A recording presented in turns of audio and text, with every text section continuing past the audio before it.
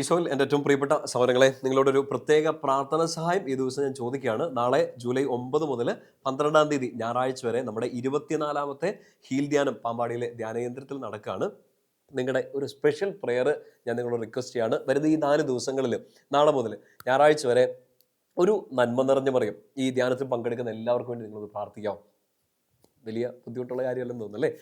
ഒരു hail Mary, ഒരു നന്മ നിറഞ്ഞ മറിയം ഈ ധ്യാനത്തിൽ പങ്കെടുക്കുന്ന എല്ലാവർക്കും വേണ്ടി. നിങ്ങൾ ഈ പങ്കെടുക്കുന്ന എല്ലാവരും ഓരോ നന്മ നിറഞ്ഞ മറിയം വെച്ച് ചെല്ലുമ്പോൾ തന്നെ അതൊരു വലിയ ആത്മീയ ശക്തിയാണ്. ഞങ്ങൾക്ക് വേണ്ടി ഈ ധ്യാനത്തിന് വേണ്ടി, ധ്യാനത്തിൽ പങ്കെടുക്കാൻ ആഗ്രഹിക്കുന്നവർക്ക് വേണ്ടി പ്രത്യേകമായിട്ട് ഞായറാഴ്ച വരെ മറന്നുപോലെ കേട്ടോ പ്രാർത്ഥിക്കണം. നിങ്ങളും കൂടെ ലോകത്തിൻ്റെ പല ഭാഗങ്ങളിലാണ് എങ്കിലും ഈ ആത്മീയ ശുശ്രൂഷയുടെ ഭാഗമായിട്ട് ഈ ധ്യാന ശുശ്രൂഷയെ സപ്പോർട്ട് ചെയ്യുക. വരുന്ന എല്ലാ മക്കളും ഈശോയുടെ സ്നേഹം കൂടുതൽ അടുത്തറിയാൻ, ഈശോയുടെ സൗഖ്യം പ്രത്യേകിച്ച് മനസ്സിൽ ഈശോയുടെ ഒരു സ്നേഹം ഉള്ളിലോട്ട് നിറയാൻ വേണ്ടിയിട്ട് ഒരു വലിയ കൃപയ്ക്ക് വേണ്ടി പ്രാർത്ഥിക്കുക. ഒരു വലിയ റെക്കമെൻഡേഷൻ ഹീൽ ധ്യാനത്തിന് വരുന്ന എല്ലാവരോടും ഞാൻ പ്രത്യേകിച്ച് പറയാറുണ്ട്. നമുക്ക് ഫസ്റ്റ് പ്രയോറിറ്റി ഈശോ ആയിരിക്കണം. ബാക്കിയെല്ലാം നമ്മളെ വചനത്തിൽ ഇങ്ങനെ വായിക്കുന്നില്ലേ, ആദ്യം അവിടുത്തെ രാജ്യം, അവിടുത്തെ നീതി അന്വേഷിക്കുക, ബാക്കിയെല്ലാം അതോടൊപ്പം ചേർക്കപ്പെടും. അപ്പം അത് ഹീൽ ധ്യാനത്തിൽ പറഞ്ഞു കൊടുക്കുന്ന ഒരു കാര്യം മാത്രമല്ല, ഇന്നിപ്പോൾ നമ്മൾ രാത്രിയിൽ ഡിസ്കസ് ചെയ്യാൻ പോകുന്നൊരു വചനവും ഇതുമായിട്ട് ബന്ധപ്പെട്ടതാണ്. ജോബിൻ്റെ പുസ്തകത്തിൽ 22ാമത്തെ അധ്യായത്തിൽ നിന്നൊരു വചനമാണ് നമ്മൾ വായിക്കാൻ പോകുന്നത്. നമ്മൾ അനുഗ്രഹിക്കപ്പെടണമെങ്കിൽ ഒരു കുഞ്ഞ് കണ്ടീഷനുണ്ട്. നിങ്ങളിപ്പോൾ നമ്മുടെ ജീവിത സാഹചര്യം എന്ത് തന്നെ ആവട്ടെ, നമുക്ക് ആഗ്രഹമുണ്ട് അനുഗ്രഹിക്കപ്പെടാൻ. നമ്മുടെ പ്രാർത്ഥനകൾക്ക് ഉത്തരം കിട്ടണം, നമ്മൾ വെച്ചിരിക്കുന്ന നിയോഗങ്ങൾക്കൊരു ഉത്തരം വേണം, നമ്മൾ നാളുകളായിട്ട് പ്രാർത്ഥിച്ചുകൊണ്ടിരിക്കുന്ന ചില പ്രാർത്ഥനകൾക്ക് ഉത്തരം വേണം. അതിനെന്നാ ചെയ്യേണ്ടത്? കർത്താവിനെ അനുഗ്രഹിക്കാൻ തടസ്സമൊന്നുമില്ല. എന്ത് ചെയ്യണം എന്നൊരു പ്രത്യേക കാര്യം ജോബിൻ്റെ പുസ്തകത്തെ നമ്മൾ വായിക്കും. പഴയ നിയമത്തിൽ ജോബിൻ്റെ പുസ്തകം നമുക്ക് എടുക്കാം. സങ്കീർത്തനത്തിന് തൊട്ട് പുറകിൽ 22ാമത്തെ അധ്യായം അതിൻ്റെ 26 മുതലുള്ള വാക്യങ്ങളാണ്. ശ്രദ്ധിച്ചൊന്ന് കേൾക്കാവോ? 22-ന്റെ 26, 27, 28 വാക്യങ്ങൾ. നീ സർവശക്തനിൽ ആനന്ദിക്കുകയും ദൈവത്തിന്റെ നേരെ മുഖമുയർത്തുകയും ചെയ്യും. നീ അവിടുത്തോട് പ്രാർത്ഥിക്കുകയും അവിടുന്ന് ശ്രവിക്കുകയും ചെയ്യും. അടയാളപ്പെടുത്തിയിടണം കേട്ടോ. നീ അവിടുത്തോട് പ്രാർത്ഥിക്കും, അവിടുന്ന് ശ്രവിക്കും. നീ നിന്റെ നേർച്ചകൾ നീ നിറവേറ്റും. നീ തീരുമാനിക്കുന്ന കാര്യം നിനക്ക് സാധിച്ചു കിട്ടും. നിന്റെ പാതകൾ പ്രകാശിതമാകും. ജോബ് 22, 28 ഇത് ഹൃദയത്തിലേക്ക് ഏറ്റെടുത്തോ, വിശ്വസിച്ചോ, ആമേൻ പറഞ്ഞ് സ്വീകരിക്കുക. നീ തീരുമാനിക്കുന്ന കാര്യം നിനക്ക് സാധിച്ചു കിട്ടും. നിന്റെ പാതകൾ പ്രകാശിതമാകും. ഇത് കർത്താവിൻ്റെ പ്രോമിസാണ്. വചനത്തിലൂടെ പരിശുദ്ധാത്മാവ് നമുക്ക് തരുന്ന ഒരു ഉറപ്പാണ്. നീ പ്രാർത്ഥിക്ക്, കർത്താവിനെ നോക്ക്, കർത്താവ് നിന്നെ അനുഗ്രഹിക്കും, നിന്റെ കാര്യങ്ങൾ കർത്താവ് ശരിയാക്കി തരുമെന്ന് പറയുന്നുണ്ട്. ഒരു കണ്ടീഷനാണ് വെച്ചേക്കുന്നത്. കണ്ടീഷൻ എന്താണെന്നറിയോ? 22ാമത്തെ അധ്യായത്തിൽ 25ാമത്തെ വാക്യം വായിക്കണം. വചനം ഇങ്ങനെയാണ്: സർവശക്തൻ നിനക്ക് സ്വർണവും വിലപിടിച്ച വെള്ളിയുമാകുമെങ്കിൽ.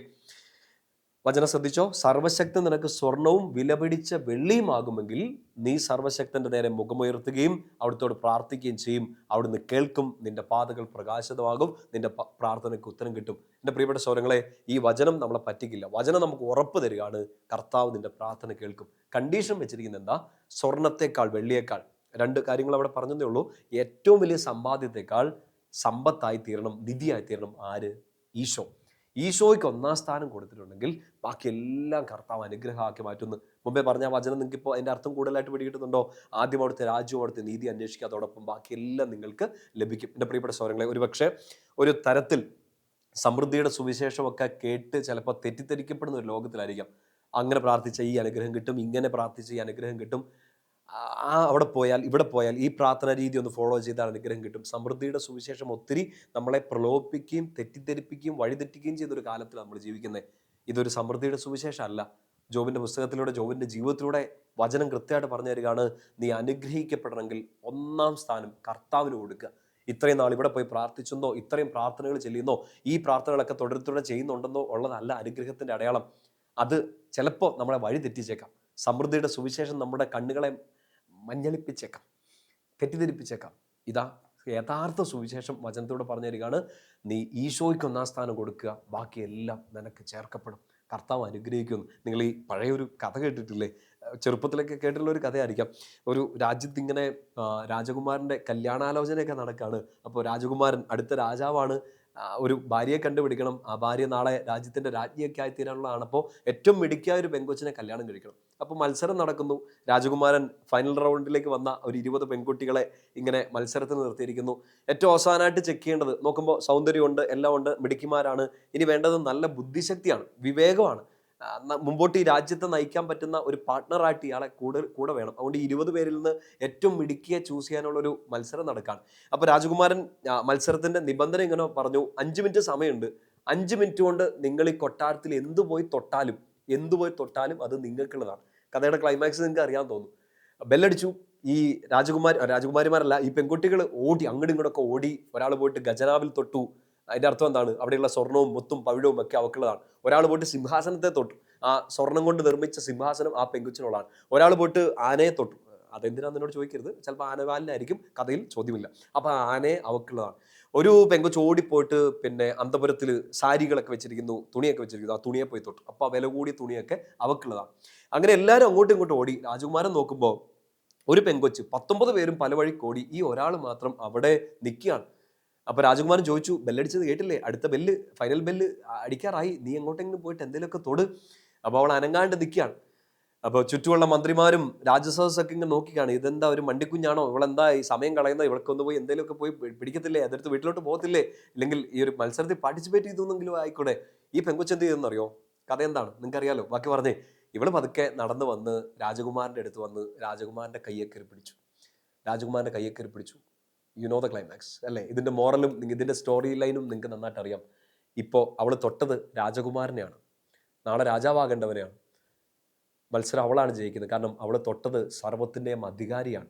രാജകുമാരനെ തൊട്ടത് കൊണ്ട് ഈ രാജകുമാരൻ്റെ ആനയും രാജകുമാരൻ്റെ ഖജനാവും രാജകുമാരൻ്റെ സിംഹാസനവും എല്ലാം അവൾക്കുള്ളതാണ്. ബാക്കി എല്ലാവരും പോയി തൊട്ടപ്പോൾ അവർക്ക് കുഞ്ഞു കുഞ്ഞു സമ്മാനങ്ങൾ മാത്രമേ കിട്ടുന്നുള്ളൂ. പക്ഷേ ഇവൾക്ക് കിട്ടിയത് സർവ്വത്തിൻ്റെയും അധികാരിയായ രാജാവിനെയാണ്, രാജകുമാരനെ തന്നെയാണ്, ആ രാജ്യത്തെ തന്നെയാണ് ആദ്യം അവിടുത്തെ തൊടുക. ആദ്യം ഈശോയ്ക്ക് ഒന്നാം സ്ഥാനം കൊടുക്കുക. ഈശോയ്ക്കുള്ളതെല്ലാം നിനക്കായിരിക്കും. ഈശോയ്ക്കുള്ളതെല്ലാം നിനക്കായിരിക്കും. എൻ്റെ പ്രിയപ്പെട്ട സഹോദരങ്ങൾ, നമ്മൾ പലതിനും വേണ്ടി ഓടുമ്പോൾ പല അനുഗ്രഹങ്ങൾ, പല പ്രാർത്ഥനകൾ, പല ആവശ്യങ്ങൾക്കൊക്കെ വേണ്ടിയൊക്കെ നമ്മൾ പ്രാർത്ഥിക്കും. വളരെ ജെന്യൂനായിട്ടുള്ള നമ്മുടെ സങ്കടങ്ങളൊക്കെ ഉണ്ടാകാം. ദീർഘനാളുകളായിട്ട് നമ്മൾ പ്രാർത്ഥിക്കുന്ന നമ്മുടെ ആവശ്യങ്ങൾ ഉണ്ടായിരിക്കാം. ഒരു വലിയ ആത്മീയ വഴിയാണ് വചനം നമുക്കിന്ന് പറഞ്ഞു തരുന്നത്. ആദ്യം അവിടുത്തെ തൊടുക. സർവശക്തൻ നിനക്ക് സ്വർണത്തേക്കാൾ വെള്ളിയേക്കാൾ അമൂല്യമായിരിക്കണം. രാജകുമാരൻ്റെ കഥയിലെ പോലെ ഖജനാവിനേക്കാൾ സിംഹാസനത്തേക്കാൾ എല്ലാത്തിനേക്കാൾ രാജകുമാരൻ നിങ്ങൾക്ക് വിലയുള്ളതാണെങ്കിൽ രാജകുമാരനെ തൊടണം. രാജകുമാരനെ തൊട്ടാൽ അവൻ തൊട്ടതെല്ലാം നിനക്കാണ്. ആൻഡ് അവൻ നിന്നെ തൊടും, അവൻ നിന്നെ ചേർത്ത് പിടിക്കും, നിന്നെ നയിക്കും, നിന്നെ അനുഗ്രഹിക്കും. ഈ രാത്രിയിൽ കഥ കേട്ട് കിടന്നുറങ്ങല്ല വേണ്ടത്, ഈ വചനം വായിക്കുക. ജോബിൻ്റെ പുസ്തകം 22-ാമത്തെ അധ്യായത്തിൽ ആ വചനങ്ങളൊക്കെ ഒന്നുകൂടെ വായിച്ച് പ്രാർത്ഥിച്ച് കിടന്നുറങ്ങുക. സർവശക്തൻ നിനക്കെല്ലാറ്റിനും മുകളിലായിരിക്കട്ടെ. അവൻ എല്ലാറ്റിനും മുകളിലേക്ക് നിന്നെ അനുഗ്രഹിച്ചുയർത്തട്ടെ. നമ്മുടെ കർത്താവ് ഈശോ മിശിഹായുടെ കൃപയും പിതാവായ ദൈവത്തിൻ്റെ സ്നേഹവും പരിശുദ്ധാത്മാവിൻ്റെ സഹവാസവും കൂടി ഉണ്ടായിരിക്കട്ടെ, ഇപ്പോഴും എപ്പോഴും എന്നേക്കും. ആമേൻ. ഈശോ മിശിഹായ്ക്ക് സ്തുതിയായിരിക്കട്ടെ.